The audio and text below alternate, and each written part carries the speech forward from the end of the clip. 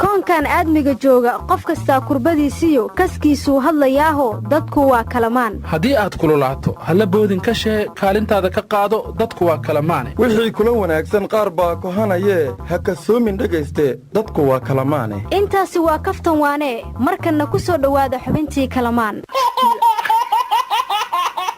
xafaayadda konfi baby iyo caanaha konfi laag sidaanay ilmuhu uga qosliyaan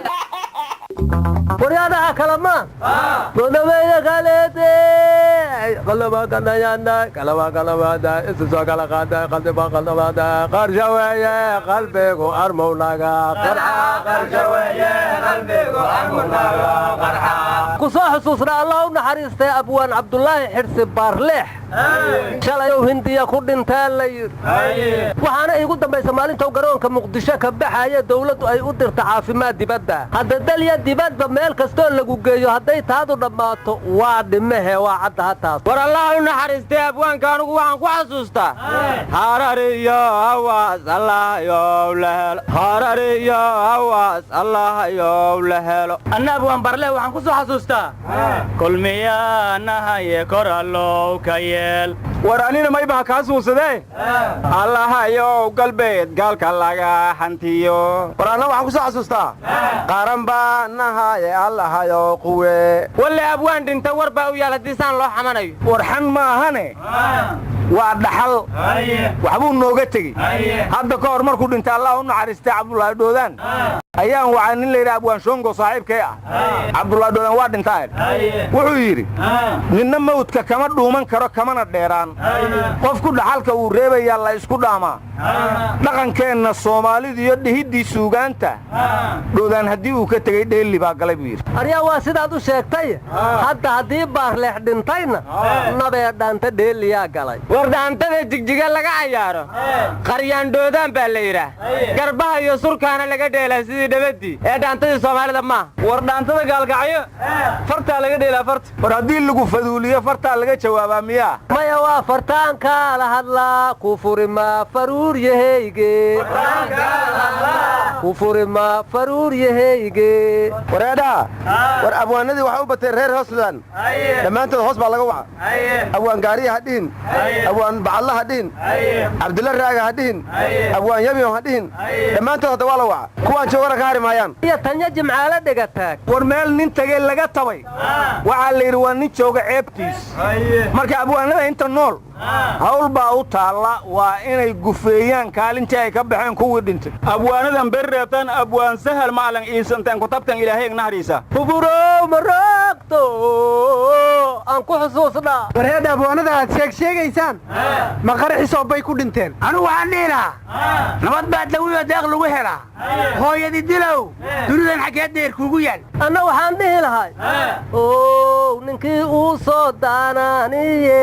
lagu daaraan daantuurorga ninkii uu soo daanaaniye lagu daaraan daantuurorga haye war mahaytana geeg koonfur galbeed wasiiradii waa la ka qarrafsiyay la ka magacaawi tumbun horta liis iyo abe walaago wal yar ee wadhiman dadkana ma ilayina wala la magacaabi kurito yar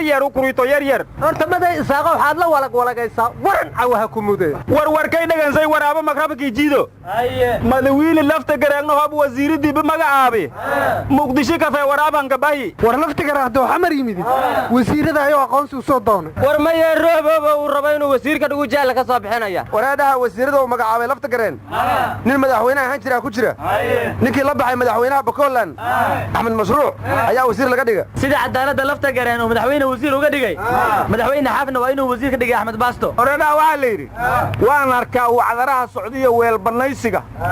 siyaasigii xilwaaya ka helay eed ku weerara isagaan wajihin buu yiraa waajibku siday hayeeshee waxyeeladu ma aha say u wariyaan haddii lagu wareejo isaga hawsha lagu waabo wuxuu kii ku eedeynayo wax dhan lumiya dadweynaha isaga wabxee waxuma biiraan war hedhahaya dawladda waxa weerara waa cabdiraxmaan cabdishakuur siminaarkii xamar loogu diido garow ku qabsaday wuxuuna yidhi wakhti yaraa haray dawladduna wax dhaaxa ma qaban war ma weeraninoo wakhtiguu tirsanay xalana wuxuu yidhi markhaati ka ahaada dawladda intaasoo bilood iyo intaasoo maalmood iyo intaasoo saacadood iyo intaasoo daqiiqaa wakhtigeedii ka harta ogaashay xay kurba ku haysaa war lix biri kadib haddaa wado dukumentariya nabadii nool ay soo bandhigaysa war cabdiweligaas garowe maantuu macsalaameeyey waana la sagootiyey war shariif xasanba mar hore bay dhowaa ku sagootini una aryaa kaska cadaad war kuu duugduugaysiina cali cabdulaahi cosob laba mar horaa jawhar laga raacdeeyey war waxaa la yidhi alsayiid sheekh axmed madoobe kismaayo dadkii deymaha ku lahay iridday u soo dhoobteen madaxweyne intaan lagu sagootinna sii waxaana waraadhaa war ma haysiine waxaan loo jooginyo balaayaa ku meeraysataane qadar wiil soomaaliya koobkii u qaaday aabihiisna wuxuu ka tirsanaa xulka qaranka soomaaliya waxaa lagu naynaasi jiray faraska cad wiilkiisana faras gudoon weeye weeyadaasaan ku keenay eergaalkacya waxay dhihi jireen ma geel buu iga qaaday gool buu iga dhalshiye muxuu la boodboodahayaa war wiilka qadar uu ku dhashaa la yidhi aabihiina tanzaniye marka soomaalidu waa isku qorqoray miya war cerkana ha ku dhashee soomaali waa soomaali aryaadhaha ku wareerinee xumaanteed iyo samaanteed soomaaliya soomaali baale waraadhaha madaxweynaha somalilan musabixii oo ciidankiisa u qodmaynaya wuxuu yidhi farmaajo iyo khayra intay joogeen waxay nugu hayaan buu yidhi cunuqabateen dhaqaale cunuqabateen siyaasadeed hawada xataa waa naga soo xireen udha etoobiya xataa kama soo qadan karin udha waxaan u sheegayaa muuse biixii iyo intii dhegaysanaysa inaysan marnaba ka harin mustaqbalka farmaajaysan iyo horumarka qayraysan war intaas qawdhan baa dawladda mar hore u sheegay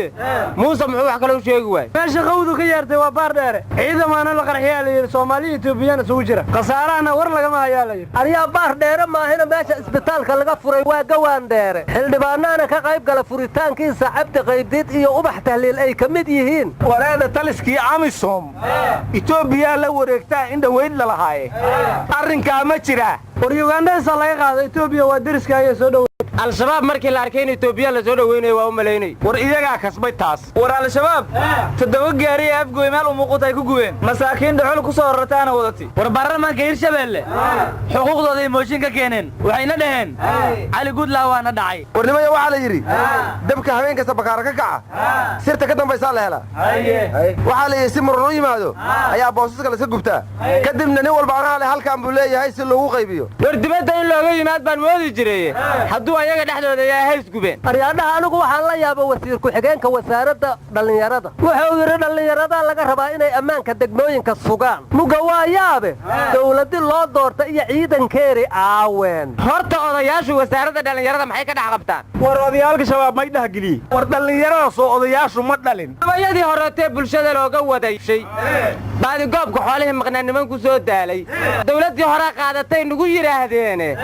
kuwa ragga maanta joogana wuxuu qaba ma sheegaane maxaan gabayga uga daalayaa dhanay u hiilsheen maxaan gabayga uga daalayaa danayu hayan